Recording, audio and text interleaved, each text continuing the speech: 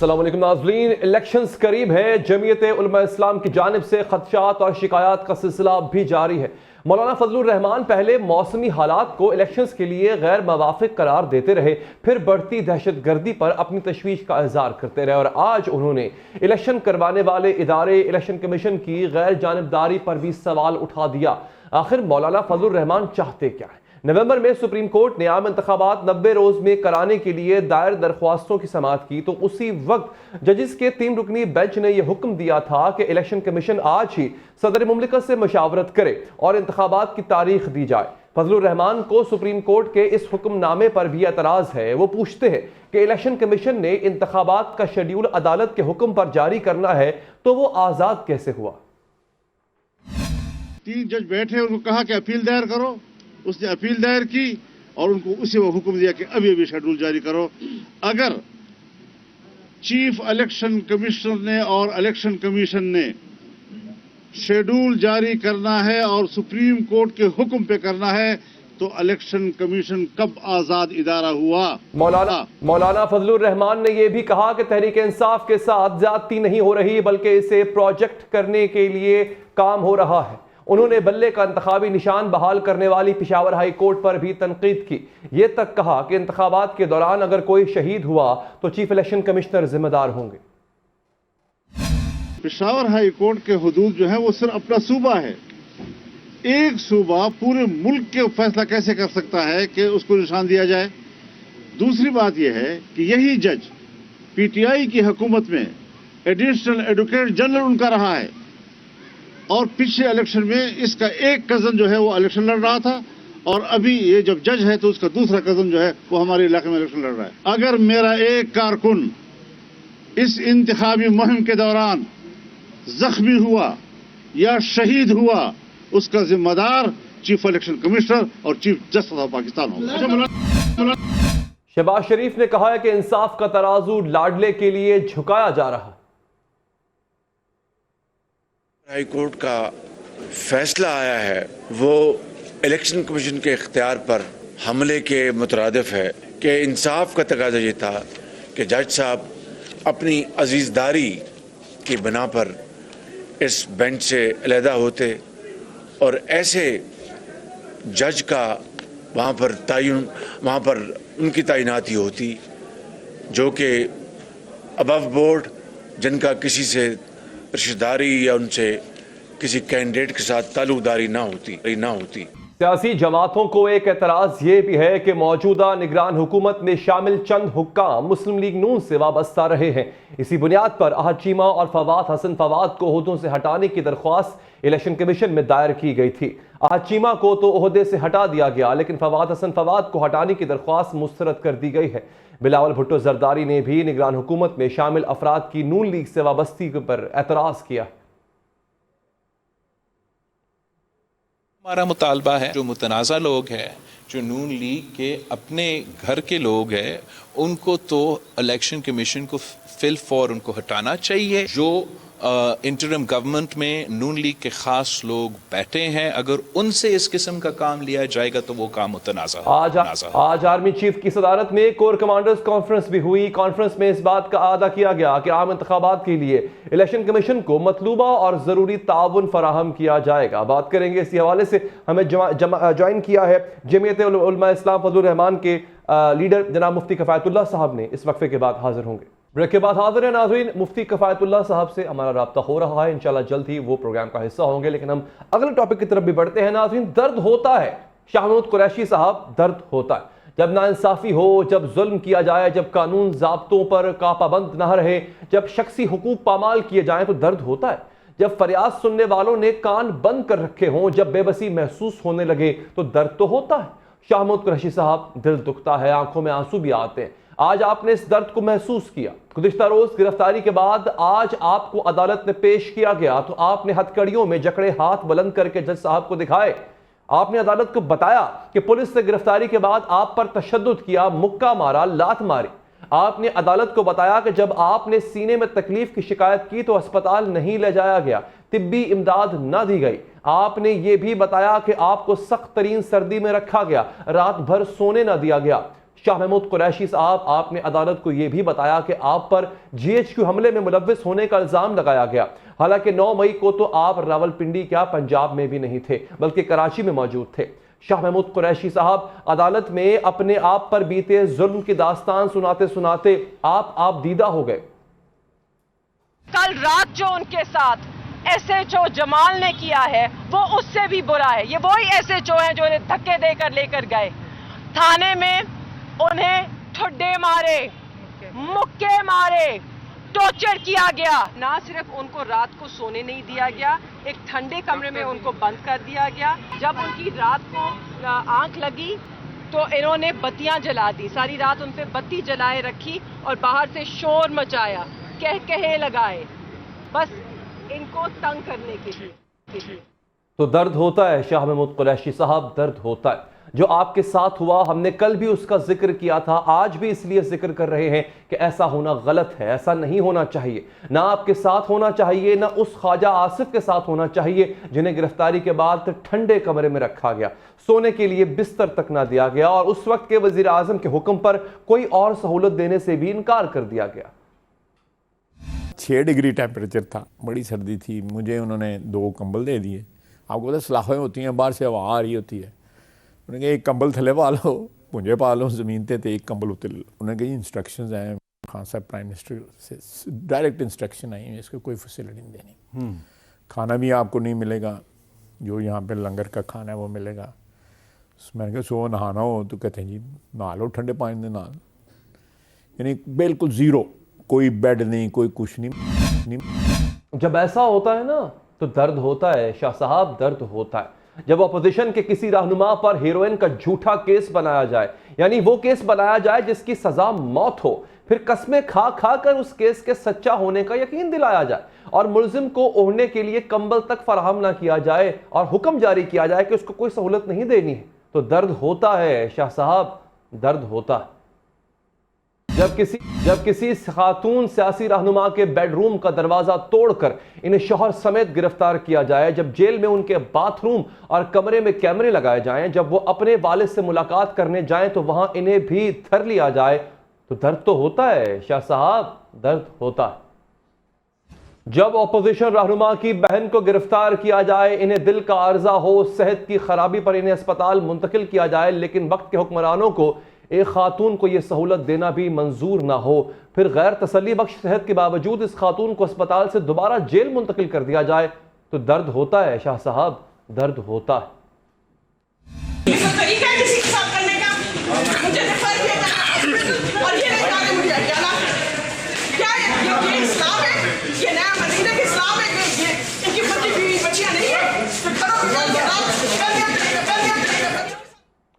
जब कलम थामने वालों के हाथों में हथकड़ियां लगाई जाएं और फिर 14 दिन के लिए जेल भेजने के अहकामात जारी कर दिए जाएं, तो भी दर्द होता है शाह महमूद कुरैशी साहब, बहुत दर्द होता है।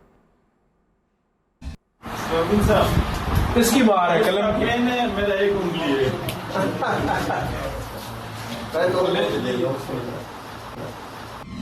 जी नाजरीन, ये वो तमाम लोग हैं जिन्होंने उस वक्त कहा था कि हमारे साथ ज्यादती हो रही है, और तब उस वक्त के प्राइम मिनिस्टर एक हुजूम के सामने कहते थे कि मैं इनको अभी और रुलाऊंगा। नाज़रीन, जब वक्त का वज़ीर आज़म और उसका मुशीर एहतसाब FBR के चेयरमैन को अपने पास बुलाए और मुखालिफ सियासतदानों के खिलाफ टैक्स केस बनाने का हुक्म दे, तो दर्द तो होता है शाह महमूद कुरैशी साहब, दर्द तो होता। शाह महमूद कुरैशी साहब, ये सब कुछ माजी में होता रहा और ये आपके साथ हो रहा है, ये सब कुछ माजी में इनके साथ हुआ, और तब आप तावीलें दिया करते थे, तब आपकी जमात इस सब को डिफेंड किया करती थी, और वक्त का पहिया अब घूम चुका है। इसे किसी सूरत भी जस्टिफाई नहीं किया जा सकता। ये नहीं कहा जा रहा कि अगर माजी में कुछ गलत हुआ है तो जो आज हो रहा है वो ठीक है, लेकिन नाज़रीन, माजी में इन्हीं के हरीफ सियासतदानों ने यही बात समझाने की इनको कोशिश की थी कि मुखालिफ सियासतदानों के खिलाफ मुकदमात बनाने की, इन्हें जेलों में डालने की, इन्हें तकलीफ पहुंचाने की रविश ठीक नहीं है। आप हमें डालो जेलों में, जिस मर्जी को डालना डालो, लेकिन मुझे आपके आंसू अभी से नजर आ रहे हैं। जिस दिन आपको जेल में जाना पड़ा, आपने रोना है। मैंने तो बड़े नायब देखे हैं और मैं देखता रहूंगा। ये तो मसला ही नहीं। बात यह है किस दिन आपको बुलाया जाएगा तो फिर क्या होगा, मसला ये है। तो मुझे आपका गम है ना, वो ज्यादा है, अपना नहीं है। जब हम जेलों में डालते हैं बेरहमी से और फिर मजाक उड़ाते हैं, कुछ शर्म आती है हमें चेयरमैन साहब? नहीं आती। गुजारिश ये है कि जब कोई जेल जाता है तो उसमें बगले नहीं बजानी चाहिए, कोई भी हो, खुश भी नहीं होना चाहिए, क्योंकि बारी तो सबकी आनी। तो आज शायद आपको एहसास हो चुका हो, बल्कि शायद आपकी पूरी जमात को एहसास हो चुका हो कि नाइंसाफी जब होती है तो दर्द तो होता है। बात करेंगे पाकिस्तान तहरीक इंसाफ के रहनुमा बैरिस्टर साहब से। बैरिस्टर साहब, शुक्रिया आपका। आपके साथ जो कुछ हो रहा है, माना कि गलत हो रहा है, ज्यादतियां हो रही हैं, एक मुकदमे से जमानत मिलती है, एमपीओ के तहत धर लिया जाता है, कभी कभी तो बताया भी नहीं जाता कि गिरफ्तार क्यों किया जा रहा है। लेकिन अभी मैंने एक पूरा क्रोनोलॉजिकल ऑर्डर बताया है किस तरह से आपके दौर में आपके इमाम पर अपोजिशन के साथ हुआ, और तब आप इसको जस्टिफाई करते थे, तब आप इस पर शुक्राने अदा किया करते थे, तब आपको दर्द नहीं होता था सर। अब आपको एहसास हुआ कि आपने दूसरों को दर्द कितना दिया। कि शाह महमूद कुरैशी साहब के साथ जो कुछ हुआ वो तौहीन अदालत के भी जुमरे में आता है, और वो गैर कानूनी इख्तियारात का इस्तेमाल इसके जुमरे में भी आता है। अब पहली बात तो ये है कि उनको जिस अंदाज में अदालत में से उठाया गया वो एक गलत काम था, इखलाकी तौर पे भी गलत था, कानूनी तौर पे भी गलत था। किसी के साथ भी नहीं होना चाहिए, पाकिस्तान के एक आम शहरी के साथ भी नहीं होना चाहिए, चाहे वो साबिक वजीर खारजा हो या वो एक आम शहरी हो जिसके पास कोई ओहदा माजी में ना रहा हो। मेरा आइन और रूल ऑफ लॉ का तकाजा भी यही होता है कि आप हर किसी को इक्वली ट्रीट करें और आइन के मुताबिक ट्रीट करें। अब रह गई बात बाकी लोगों की जिनकी आपने फहरिस्त गनवाई के ख्वाजा आसिफ और राना सनाउल्लाह, अगर उनके साथ ज्यादती हुई है तो बिल्कुल ज्यादती हुई है, कोई उससे इनकार नहीं कर सकता, और उनको चाहिए कि उस ज्यादती के खिलाफ वो अदालत में जाएं, अदालत का दरवाजा खटखटाए कि हमारे खिलाफ गलत मुकदमे बने थे। अब कानून में उसकी बिल्कुल गुंजाइश है, अदालतें मौजूद हैं। ये अदालतें अगर मियां नवाज शरीफ को हर रोज 2-2 केसों में रिलीफ दे सकती हैं तो मुझे यकीन है कि राना सनाउल्लाह को इन अदालतों पर एतमाद होना चाहिए, ख्वाजा आसिफ को होना चाहिए, वो जाते तो उनको भी वहां से रिलीफ मिलता है। दूसरी बात यह है कि आज से कुछ 1400-1500 साल पहले यजीद ने करबला में इमाम हुसैन रज़ियल्लाहु तआला अन्हु और उनके खानदान को शहीद कर दिया था, गलत काम किया था। तो क्या आज हम उसकी इजाजत दे दें कि आज भी ऐसा ही हो जाए? चंगेज खान ने लाखों लोगों को कत्ल कर दिया था, खामखा में कत्ल कर दिया था अपने इक्तदार के लिए, तो क्या आज हम किसी और चंगेज खान को इजाजत दें कि वो ये करे? मेरे ख्याल में एक गलत काम हमेशा गलत होता है, चाहे वो मैंने किया हो चाहे आपने किया हो। अगर किसी के साथ हमारे दौरे हुकूमत में ज्यादती हुई है, बिल्कुल उसके लिए दरवाजे खुले हैं, लेकिन इसका ये मतलब नहीं है कि आज अगर अदालतों में किसी शख्स को पेश किया जाता है तो उसको कानून से हटकर उसको ट्रीट किया जाए। और वो शाह महमूद कुरैशी साहब पे भी अप्लाई होता है और वो पाकिस्तान के किसी भी शहरी पे। सर, आप वकील हैं, आपने कानूनी बात की है, यहाँ पे कानूनी बात हो नहीं रही, यहाँ बात मॉरल्स की है। सर, क्या आज हम में इतनी भी मॉरल करेज नहीं है कि हम ये कह दें कि हाँ गलत हुआ था? मतलब अगर मगर शायद अदालतों के दरवाजे खुले हैं तो फिर सर वो आपके लिए भी खुले हैं। आप फिर क्यों ये चीखते हैं, रोना डालते हैं, जनाब हाय ज्यादती हो गई, जाएं अदालत जाएं, आप ठीक हो गए तो बच जाएंगे, कसूरवार होंगे तो धर लिए जाएंगे। प्रॉब्लम ये है, आप जब ये कहते हैं कि मैं राना सनाउल्लाह की मूंछों से पकड़ के उसको जेल में डालूंगा, मैं उनके एसी उतरवा लूंगा, ये सब बढ़के आप मार चुके हुए हैं sir. The only thing is why can not we accept that we made a mistake and then move forward? चलें, अगर मैं आपको इसका जवाब दे भी देता हूं, पहले तो आपने मेरी बात मानी नहीं है क्योंकि आपने पहले से एक ज़हन बनाया हुआ है, आपने एक सवालात का सिलसिला यकीनन काफी प्रैक्टिस की होगी ये सवाल मुझसे करने से पहले। सर, मेरा काम है ये। I know you are coming to my show and I need to be prepared. अगर शाह महमूद कुरैशी साहब पे तशद्दुद किया जाता है तो क्या माजी में अगर किसी भी शख्स के साथ कोई ज्यादती हुई है, मसलन जुल्फिकार अली भुट्टो के साथ जो है वो ज्यादती हुई थी, उनको बेगुनाह फांसी दे दी गई थी, तो क्या आज किसी को फांसी देने से हम कह रहे हैं you were part of it? नहीं होगा। अगर इल्जाम तराशी, हम तो उस चीज से निकलना चाहते हैं। हाँ चले, अगर खान साहब ने कोई ऐसी बात की भी थी कि मूंछों से पकड़ के डालूंगा, तो खान साहब के पास क्या इख्तियार था ये करने का? वजीर आजम के पास तो कोई इख्तियार नहीं होता। वजीर आजम के पास इख्तियार उस अंदाज में हो सकता है जो वजीर आजम अपने इख्तियारात को गैर कानूनी तौर पर इस्तेमाल करते हुए किसी को ऑर्डर दे और वो महकमा उसको गिरफ्तार करे। आपको पता है कि राना सनाउल्लाह को किसने गिरफ्तार किया था? राना सनाउल्लाह को कौन से महकमे ने गिरफ्तार किया था? वो कौन अफसरान थे? उन्होंने कौन सी वर्दी पहनी हुई थी जिन्होंने उसको गिरफ्तार किया और बाद में प्रेस कॉन्फ्रेंसेस भी की? तो क्या आप राना सनाउल्लाह के खिलाफ जो केस था उसमें सिर्फ ये इमरान खान का एक जुमला उठाकर इमरान खान पर इल्जाम लगाएंगे? या अगर मियां शहबाज शरीफ साहब ने ये कहा था, या पता नहीं नवाज शरीफ ने कहा था, जिसने भी कहा था कि हम इनकी आंतें निकाल के इनको सड़कों पे खींचेंगे, तो क्या ये उन्होंने ठीक कहा था? या बाद में अगर उनके मुखालिफिन के साथ ये हुआ तो क्या ये ठीक हुआ था? मेरे ख्याल में ये सारी बहस ही गैर जरूरी है। हमें आगे की तरफ बढ़ना चाहिए और हमें एक यही तो मैं कह रहा हूं चाहिए सर कि कानून और आइन का इख्तियार इस्तेमाल होना चाहिए और कानून और आइन के दायरे के अंदर होना चाहिए। कोई भी करता है, मैंने तो कहा मैं भी करता हूं, मेरी पार्टी का कायद करता है, किसी और पार्टी का लीडर करता है, गलत है, उसको हम मजम्मत भी करते हैं, गलत कहते हैं। लेकिन पाकिस्तान में अदालतें आज भी मौजूद हैं, सिविल जज से लेकर सुप्रीम कोर्ट के चीफ जस्टिस तक की अदालत खुलती है, ऑपरेशनल है। जिसको गिला है वो वहां जाए, उनसे उस अदालत को से रजू करे और इंसाफ मांगे। लेकिन ये ना करे कि अगर अदालत सुप्रीम कोर्ट कहती है कि इसको हम जमानत दे रहे हैं, उसी को 3 MPO के तहत डिप्टी कमिश्नर साहब गिरफ्तार कर लें। ये मैं समझता हूं कि कानून का गैर कानूनी इस्तेमाल है और इसकी किसी भी माशरे में इजाजत नहीं। बैरिस्टर साहब, सबसे पहले तो सर मैं अर्ज करता चलूं, जो आपने आगाज में बात की थी ना, यस मैंने पूरी तैयारी की हुई है सर, बिल्कुल की हुई, क्योंकि मेरा काम है। जो सहाफी एंकर तैयारी के बगैर बैठता है बल्कि वो गलत होता है। एक दूसरा यही तो मैं अर्ज कर रहा हूं, आगे बढ़ना है तो सर कैसे बढ़ना है? ये कैसे मुमकिन है, आप सीनियर सियासतदान हैं और बाकी भी आपकी जमात के लोग, कि आप माजी की गलती को एक्सेप्ट ना करें, उसे गलती माने, क्योंकि जब तक आप उसको गलती मानेंगे नहीं, आप दोबारा वही चीज दोहराएंगे, तभी आगे बढ़ा जाएगा ना सर। माजी में ये सब कुछ हुआ अपने लिए, आप उनके लिए कह रहे हैं अदालतों के दरवाजे खुले हैं, तो सर वो आपके लिए भी खुले हैं, आपको भी मिल जाएगा फिर इंसाफ। फिर आप क्यों शोर मचाते हैं?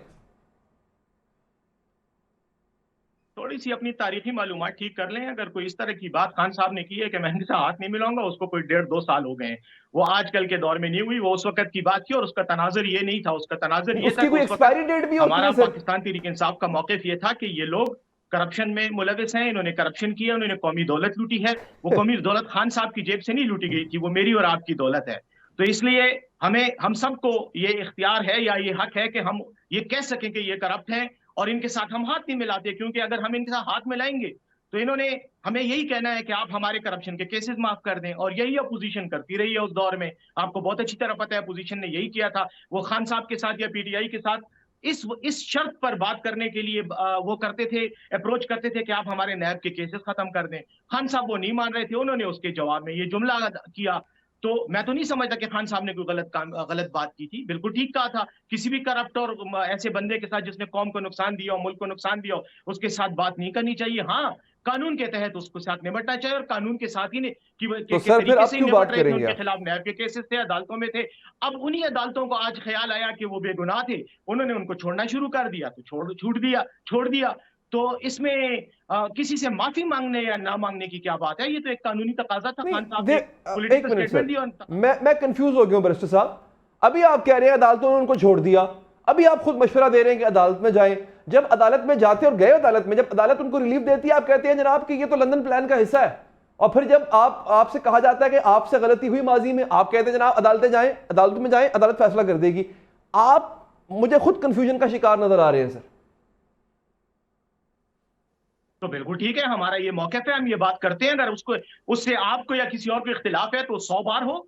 हमारा यही मौक़िफ़ है कि ये लंदन प्लान का हिस्सा है और जो कुछ ये हो रहा है ये प्री प्लान है। इसको नवाज शरीफ को ये अदालतों से जो है रिलीफ नहीं मिलना चाहिए, तो उसको सजा मिलनी चाहिए, उसके खिलाफ केस होना चाहिए। लेकिन अदालतें अगर नहीं दे रही तो अदालत पे तो किसी हुकूमत का इख्तियार नहीं है, अदालतें तो आज़ाद होती हैं। हमारा भी नहीं था, इनका भी नहीं है। तो बहरहाल अगर वो अदालतें समझते हैं कि उन्हें ये फैसले करने चाहिए, तो मुझे उससे इख्तिलाफ करने का हक है और मैं ये कह सकता हूं कि मैं इस फैसले पे मुतमईन नहीं हूं। इसमें मुझे किसी से पूछने या किसी के आंखों को देखने की तो जरूरत नहीं है। तो मेरा अपना जाती फैसला है और मैं समझता हूं कि हमारी पार्टी का जो मौक़िफ़ है बिल्कुल अपनी जगह पे कायम है। बैरिस्टर साहब, लेट्स सम इट अप। आप ये मानते हैं कि आपसे गलतियां हुई, आगे बढ़ा जाए, मगर अगेन एक्सेप्ट करते हुए कि हाँ गलतियां हुई, नाउ लेट्स मूव फॉरवर्ड। नहीं, ऐसा कोई पैगाम नहीं है। हम तो ये कह रहे हैं, हम किसी अपोजिशन जमात को पैगाम नहीं दे रहे। हम पूरी कौम के लिए ये कहते हैं कि पाकिस्तान के बेहतर मुस्तकबिल के लिए, पाकिस्तान के हालात को बेहतर बनाने के लिए आइन और कानून के दायरे कार के तहत जो है काम किया जाए। उसमें सबसे पहली शर्त यह है कि आइन ये कहता है कि 90 दिन के दौरान के अंदर इलेक्शन होने चाहिए थे। तमाम अपोजिशन जमातें जो आज PTI के अलावा है, ये सब इलेक्शन के इल्तिवा में जिम्मेदार हैं। आज जो इलेक्शन 2023 में होना था वो 2024 में हो रहा है। क्यों हो रहा है? क्योंकि ये सब जमातों का मिली भगत का प्लान था। दूसरी बात कि हम ये चाहते हैं कि इलेक्शन साफ और शफाफ हो। बाकी तमाम जमातें इलेक्शन से भाग रही हैं। आज भी मौलाना फजलुर रहमान ने कहा कि मेरे लोगों को सिक्योरिटी खदशात हैं। कभी कहते हैं मौसम सर्द है, इलेक्शन डिले होना चाहिए। सब ये बात कर रहे हैं। एक पे पीटीआई कह रही है नहीं इलेक्शन होने चाहिए। तो हम ये कहते हैं कि आप आए, आईनी तकाजे के मुताबिक आप इलेक्शन करवाएं, साफ और शफाफ करवाएं और कौम को छोड़ दें कि जिसको भी वोट देना चाहे, चाहे मियां नवाज शरीफ को लाना चाहे, चाहे मौलाना फजलुर रहमान को लाना चाहे, चाहे इमरान खान को, जिसको भी लाना चाहे उसको वोट दें। ये हमारा पैगाम है। अगर इस तरह से किया जाए तो हम समझते हैं कि माजी के मामलात भी जो है वो भी ठीक हो जाएंगे और आने वाला कल भी जो है वो भी ठीक हो जाएगा और कौम का मुस्तकबिल ठीक होगा तो हमारा जो है फ्यूचर और हमारी जो कौम है उसके बेहतरीन मफाद में होगा। बाकी सियासतदान आपस में इख्तिलाफात करते रहेंगे। ये तो हो ही नहीं सकता कि हम सब मिलकर इत्तेफाक से बैठ जाएं, वरना फिर जमहूरी निजाम कैसे चलेगा? जाहिर है इख्तिलाफात होंगे, लेकिन उन इख्तिलाफात की अखलाकियात और आईन के दायरे में होना चाहिए। ठीक है बैरिस्टर साहब, बहुत बहुत शुक्रिया आपके कीमती वक्त का। इससे पहले हम जो मौजूद डिस्कस कर रहे थे वो ये था कि जमीयत उलमा इस्लाम फजलुर रहमान को, मौलाना फजलुर रहमान साहब को अभी भी एतराज़ात हैं। वो इलेक्शन जिस तरह से उनका इनकाद किया जा रहा है, जो पूरा प्रोसेस है, उन पर तहफ़्फ़ुज़ात अभी तक दूर नहीं हुए। क्यों नहीं हुए? मौलाना चाहते क्या हैं? हमारे साथ इस वक्त मुफ्ती किफ़ायतुल्लाह साहब मौजूद हैं। सर बहुत शुक्रिया आपके कीमती वक्त का। मुफ्ती साहब, आपकी जमात के लीडर मौलाना साहब चाहते क्या हैं? इंतखाबात तो हर पॉलिटिशियन की ख्वाहिश होती है सर, स्पेशली जो अपोजिशन में बैठे हों, कि इंतखाबात हों, दूध का दूध पानी का पानी हो, पता लगे आवाम क्या चाहती है। तो सर आप क्यों गुरेजा हैं इंतखाबात से? बिस्मिल्लाहिर्रहमानिर्रहीम। गुरेजा का लफ्ज़ तो ठीक नहीं है। हम इंतखाबात से नहीं भाग रहे। सख्ती के बावजूद और मुश्किलात के बावजूद हम इंतखाबात में तो हिस्सा ले रहे हैं। ये पता नहीं आपने कैसे अंदाज़ा लगाया। अलबत्ता हमारा एक बुनियादी हक है कि हमें तहफ़्फ़ुज़ दिया जाए, तो ये तो बुरी बात नहीं है ना। अभी पिछले महीनों में हमारे एक वर्कर कमीशन पर बाजाउर में हमला हुआ और हमारे 55 लोग शहीद हो गए और 135 लोग जख्मी हो गए। अब आप ही सोचें कि दोबारा वहाँ कोई वर्कर कमीशन हो सकेगा या लोग फिर आ सकेंगे? ये तो रोकना है। और फिर हमारे रहनुमाओं पे हमले हुए, हाफिज अब्दुल्ला साहब पे हमले हुए, उससे पहले मौलाना फजलुर रहमान साहब पे हमले हुए। तो इलेक्शन इस माहौल के अंदर तो नहीं हो सकता है कि आप अगर किसी एक जमात को वो रोकें और उनको पहुंचने का मौका न दें वोटरों तक, तो फिर किस तरह इलेक्शन होगा? तहफ़्फ़ुज़ तो हमारा बुनियादी हक है ना, हम मांग रहे हैं। लोग जो तहफ़्फ़ुज़ देने वाले हैं वो तहफ़्फ़ुज़ दे क्यों नहीं देते? अगर हमने ये मुतालबा किया तो इसको इसी सेंस में लेना चाहिए। मौलाना फजलुर रहमान साहब ने कहा कि ठीक है हम इलेक्शन में जा रहे हैं, लेकिन अगर हमें कोई सिक्योरिटी खदशात होंगे तो चूंकि हम पहले से बता रहे हैं तो इसके ये लोग जिम्मेदार होंगे। तो ये बिल्कुल जायज़ बात है, ये बिल्कुल माकूल बात है। अब इसमें आपका मुतालबा क्या है? इलेक्शन में ताखीर की जाए या फिर आपको तहफ़्फ़ुज़ फराहम किया जाए? सर-ए-दस्त साहब का मुतालबा क्या? और अगर तहफ़्फ़ुज़ फराहमी का मुतालबा है तो क्या मतलब पुलिस सिक्योरिटी चाहिए है, कोई गारंटी चाहिए, क्या चाहिए? देखें, हम दोबारा किसी बड़े इम्तिहान में तो नहीं जाना चाहते। अब ये भी नहीं हो सकता कि हम कैंपेन न करें और घरों में बैठे रहें। तो जाहिर है हम इलेक्शन में तो चाहते हैं, हमने इलेक्शन में कागज दाखिल किए हैं, हर जगह पर हमारे लोग हैं, सूबाई पर कोई पर, वो तो हम चाहते हैं ना।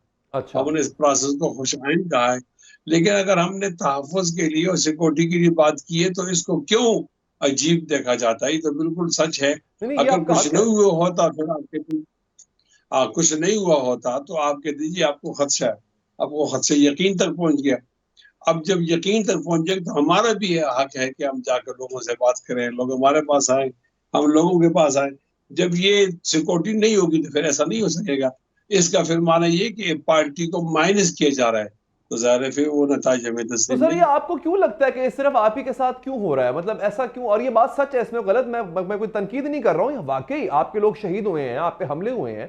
सवाल मेरा ये है, आप ही के साथ ये क्यों हो रहा है? कौन कर रहा है? उसको अगर आप समझना चाहते हैं तो आपको थोड़ा सा वक्त भी देना होगा और तवज्जो सुनना पड़ेगा। ये पिछले एक दहाई से, जब से दहशतगर्दी के खिलाफ जंग है, उसके अंदर हम पर दबाव था कि हम जमहूरियत की बात न करें। ये दबाव हमारे सफ़ों के अंदर से था। अच्छा। उन लोगों की और हमारे लोगों की मस्जिदें एक हैं, मदरसे एक हैं, उनका हमारा उस्ताद एक है, तो ज़ाहिर उनका दबाव करीब से था। तो हमारे बड़े बड़े लोग शहीद हो गए। मौलाना हसन जान साबिक एमएनए शहीद से ये सिलसिला शुरू हुआ और आज तक जारी है। तो हम पर ये दबाव था कि आप जमहूरियत को खैर बात कह दें, और जो लोग मुल्क में तब्दीली के लिए जिहाद की बात करते हैं उनका साथ दें। तो हमसे ये नहीं हो सका। हमने उसके लिए एक बहुत बड़ा ग्रैंड जरगा बुलाया उलमा का। जामिया अशरफिया लाहौर में एक छत के नीचे पूरे मुल्क के उलमा जमा हुए और उनके सामने रखा कि ये आईन है, ये कानून है और ये जमहूरियत है और ये इनका मुतालबा है। तो उन तमाम उलमा ने इस्लामी निज़ाम के निफाज के लिए बंदूक न उठाने का मशवरा दिया। तो हमने बंदूक को हाथ नहीं लगाया। अब हम खड़े हैं अपने मुल्क के साथ, पाकिस्तान के साथ। अब हम खड़े हैं जमहूरियत के साथ, कानून के साथ और आईन के साथ। उन लोगों को हमारा ये खड़ा होना पसंद नहीं है, तो वो हम पे हमले कर रहे हैं। इस दफा तो बाजाउर में खुलेआम वहाँ पोस्टर लगे हैं कि जो उलमा हैं और वो जमहूरी अमल के अंदर शामिल हैं, उनके लिए उन्होंने इंतबा या खतरे की बातें की हैं। ये हम पर दबाव है। अब दबाव से हम नहीं डरते। जिस आदमी को जिस दिन मरना है उसी दिन मरना है, न पहले मरना है न बाद में मरना है, और मौत है अगर जो चीज आनी है।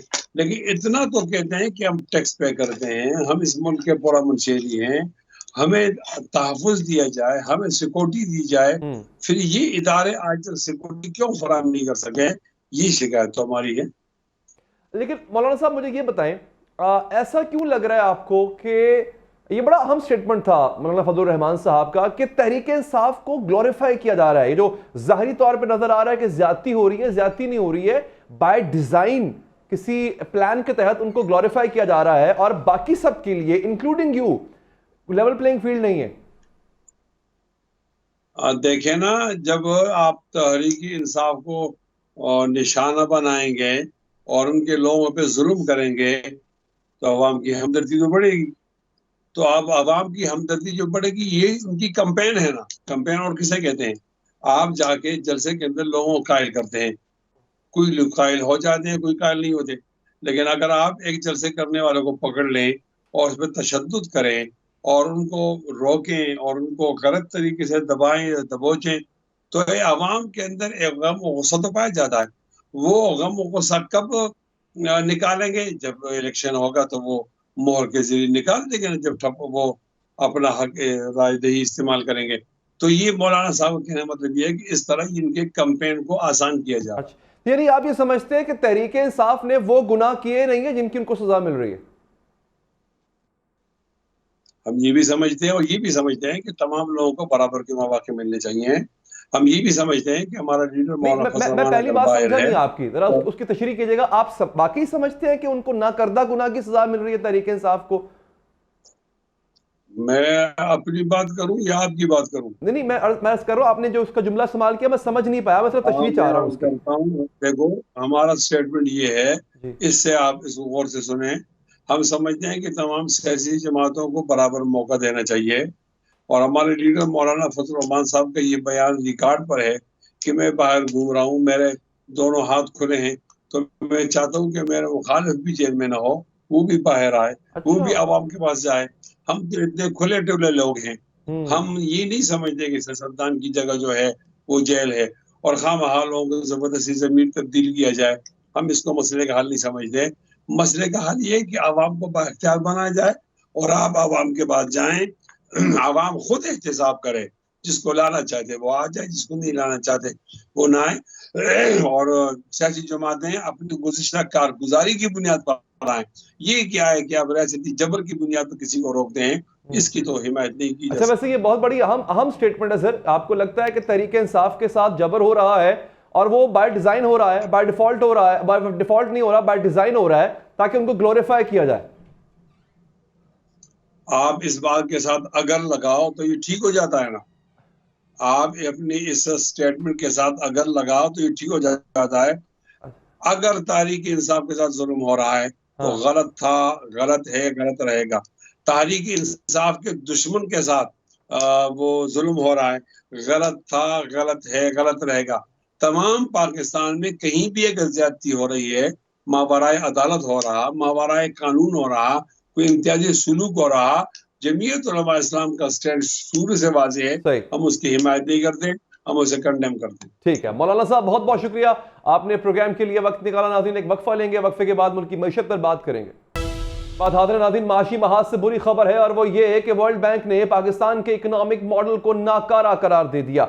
आलमी मालियाती इदारे के कंट्री डायरेक्टर नाजी बिन हसाइन ने UNDP की हालिया पब्लिकेशंस में शाया अपने आर्टिकल में दावा किया है कि इस्लामाबाद के माशी मॉडल ने काम करना छोड़ दिया है। बात करेंगे इसी हवाले से, हमें ज्वाइन किया है सीनियर माहिर मईशत डॉक्टर आबिद सुलारी साहब ने। डॉक्टर साहब बहुत शुक्रिया आपके कीमती वक्त का। डॉक्टर साहब एक तो अगेन मैं माजरत खा हूं कि आपको इंतजार करना पड़ा।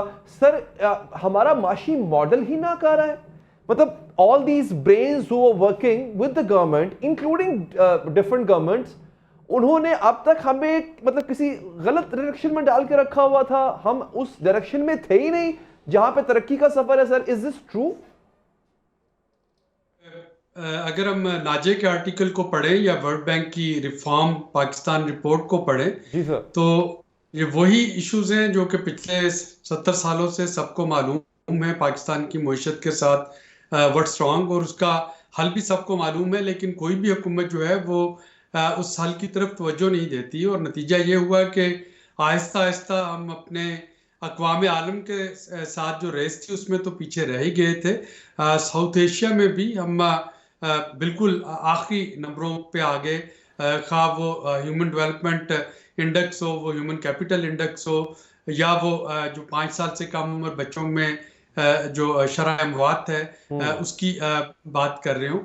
और वर्ल्ड बैंक ने इसी तरफ इशारा किया है कि पाकिस्तान में प्रोडक्टिविटी का इशू है, पाकिस्तान में एक्सपेंडिचर्स जो हैं वो ठीक जगह पे नहीं लग रहे, पाकिस्तान में एक्सपेंडिचर जो है वो ठीक जगह से इकट्ठे नहीं हो रहे, टैक्सेस की क्वालिटी और उसकी क्वांटिटी ये दोनों एक इशू है, जिसकी वजह से कि जो इंसानी तरक्की है वहाँ पे पैसे लगने की बजाय फिर वो सूद की अदायगी और दूसरी जगहों पे चले जाते हैं। इसी तरह से उस पर एनर्जी पे उन्होंने बात की है कि पाकिस्तान में जो एनर्जी सेक्टर, एक तो महंगी बिजली पैदा होना या महंगी गैस मिलना, दूसरा उसके जो लीकेजेस हैं और जो लॉसेज हैं उनकी तरफ इशारा है। एग्रीकल्चर की तरफ इशारा किया गया कि पाकिस्तान में अगर फी लीटर 130 ग्राम अनाज पैदा होता है तो उसी 1 लीटर से इंडिया में 390 ग्राम अनाज पैदा होता है और चाइना में 880 ग्राम अनाज पैदा होता है। तो ये अगेन प्रोडक्टिविटी का इशू जो है वो सामने आ गया। डॉक्टर साहब सवाल मेरा सर यहाँ पे ये जो आप बात फरमा रहे हैं बिल्कुल दुरुस्त है, ये है रिजल्ट्स किस चीज के, उस एफर्ट के जो गलत तरीके से पुट की जा रही है। मैं जानना चाह रहा हूं वो एफर्ट क्या है, मतलब why are we putting an effort in a wrong direction, this is what the article stated and this is what you believe as well. वो गलत डायरेक्शन है क्या सर, और सीधी क्या है फिर? देखिए वो जो यही तो मसला है कि वो डायरेक्शन है ही नहीं है। वो डायरेक्शन क्या है कि हमारा टैक्स का जो निजाम है, टैक्स का मतलब होता है अमीरों से लेके वो लोग जो कि साहब सरवत नहीं, उनकी जरूरियात को पूरा करना। हमारे यहाँ उल्टी गंगा बहती है। वर्ल्ड बैंक की रिपोर्ट बताती है कि 90% टैक्सेस जो हैं वो फेडरल गवर्नमेंट इकट्ठा करती है और उनमें से भी जो बेशतर होते हैं वो इनडायरेक्ट टैक्सेस होते हैं। इनडायरेक्ट का मतलब होता है कि आपकी आमदनी है या नहीं है, आपको वो टैक्स अपनी कंजम्पशन के हिसाब से देना है। तो हमारा टैक्स सिस्टम जो है वो रिग्रेसिव है। हमारी सब्सिडीज जो है वो जो एलीट है उनको ज़्यादा फ़ायदा पहुंचाती हैं, जो जिनको वो सब्सिडी जानी चाहिए उन तक वो नहीं पहुंच पाती हैं। हमारी जो प्राइवेट सेक्टर है वो क्राउड आउट हो गया है। हुकूमत जो है वो सारा कर्जा ले लेती है कमर्शियल बैंक से, प्राइवेट सेक्टर के लिए उसमें कुछ नहीं बचता है। तो ये वो इश्यूज हैं, यानी ये वो सिस्टम है जो कि साल से चलता चला आ रहा है और उसमें कोई भी हुकूमत जो है वो तभी कोई रिफॉर्म करती है जबकि IMF की किस्त लेनी होती है, वो एक किस्त लेने के बाद दोबारा से पुरानी डगर पे आ जाती है। नतीजतन IMF का प्रोग्राम भी सस्पेंड हो जाता है और रिफॉर्म भी धरी की धरी। तो my other question is doctor साहब, ये रिफॉर्म हमें पता तो होगा ना, हमारे ब्रेन्स को पता तो होगा कि रिफॉर्म हमने कौन से करने हैं जिससे हमारी डायरेक्शन ठीक हो जाएगी और फिर प्रोस्पेरिटी आएगी। ये इस्लाहात क्यों नहीं की जाती? मैं दो चीजें रख रहा हूं आपके सामने सर। क्या हमारी कोई मजबूरी है, हमारे हाथ बंधे हुए हैं, या हमारी नीयत नहीं है? मेरा ख्याल है दोनों है। और उसकी वजह यह है कि पहली चीज तो यह है कि रिफॉर्म करने के दौरान जो उसकी कॉस्ट ऑफ ट्रांजिशन है वो किसी ना किसी को बर्दाश्त करना होती है। बदकिस्मती से एलीट कैप्चर जिसमें हम रह रहे हैं उसमें वो सारी जो कॉस्ट होती है वो तबका शराफिया की बजाय वो आवाम पे आ जाती है। खा वो एनर्जी का आप देख लें, कीमतों दुरुस्त करना हो, या वो डॉलर की कीमत का मामला हो, या वो इंटरेस्ट रेट हो, तो उसका जो खुमियाजा है वो अमूमन आवाम को भुगतना पड़ता है। दूसरी चीज़ ये है कि इनमें से अक्सर चीज़ें ऐसी हैं जो कि कहीं ना कहीं पे जाके जो हमारे डिसीजन मेकर्स हैं उनकी कॉन्सिक्वेंसेस को हिट करती हैं। यानी अगर हम बात करते हैं फॉर एग्जांपल स्टील मिल की या पीआईए की प्राइवेटाइजेशन की, तो जाहिर है कि जो पार्टियां भी कराची से वोट जीतना हासिल करना चाहेंगी वो उनके मफादात पर जद लगेगी। अगर हम बात करते हैं रिटेल सेक्टर पे टैक्स लगाने की, तो जिनकी कॉन्स्टिट्यूएंसी रिटेलर्स हैं वो फौरी तौर पे उनके मफादात को जद पहुंचेगी। अगर हम बात करते हैं इनकम ऑन एग्रीकल्चर के जो आमदनी ज़राअत से हासिल होती है खास से ज़्यादा उस पर टैक्स लगाने की, तो जो बड़े आपके काश्तकार हैं, जो बड़े ज़मींदार हैं, उनके मफादात को जद पहुंचती है। अगर आप डेवलपर्स या बिल्डर्स पे टैक्स लगाने की बात करते हैं तो बड़े बड़े ऐवानों में जल्जला आ जाता है। तो बदकिस्मती से जब आप डायरेक्ट टैक्सेशन किसी से ले ही नहीं सकते तो फिर आ जाके आपके पास तनख्वाहदार तबका रहता है या इनडायरेक्ट टैक्सेशन है वो रहती है। और वर्ल्ड बैंक की रिपोर्ट आपको ये कहती है कि अभी भी जो आपके पास टैक्स पोटेंशियल है उससे बहुत कम टैक्स जो है वो हुकूमत इकट्ठा करने में कामयाब हो रही है। हमारे यहाँ टैक्स पोटेंशियल बहुत ज़्यादा है लेकिन बदकिस्मती से उसको मैच्योर नहीं किया जा रहा, उसको उस तरीके से टैक्स हासिल नहीं किया जा रहा। अच्छा सर, करप्शन को कितना इसमें आप देखते हैं? I know this is another form of corruption. Tax evade करना, टैक्स से बचना भी करप्शन ही है, मगर इदारा जाती करप्शन और हुकूमती स्पेंडिंग। देखिए मेरे नजदीक तो अगर कोई चीज जो है जो इसका के किसी मुझे सिर्फ इस वजह से कोई मुराद मिल रही है, मेरी पोजीशन की वजह से, मेरे इन्फ्लुएंस की वजह से, मेरे नेटवर्किंग की वजह से, तो वो भी करप्शन ही का एक हिस्सा आता है। तो करप्शन जो है, करप्शन सिर्फ रिश्वत लेना या रिश्वत देना ही नहीं, करप्शन से मतलब ये भी एक सिस्टमेटिक करप्शन है जो कि स्ट्रक्चरल करप्शन है कि आप में से कुछ अदारे जो हैं वो बाकी इदारों से बहुत आगे अगर निकल जा रहे हैं, चूँकि उनके पास लेवल प्लेइंग फील्ड से ज़्यादा उनको मिल रहा होता है। और मैं यहाँ पे बड़े बड़े बिल्डर्स के नाम नहीं लेना चाह रहा, लेकिन बहुत से ऐसे बिल्कुल ठीक है सर। डॉक्टर साहब ये आपने क्रक्स बता दिया है वैसे, problem where the problem lies again. But I am really thankful sir कि आपने प्रोग्राम के लिए वक्त निकाला, चूंकि प्रोग्राम का वक्त खत्म हो गया है, so I have to wind it up here. नाज़रीन आपका बहुत बहुत शुक्रिया, मुझे दीजिए इजाजत, अल्लाह ने के बाद।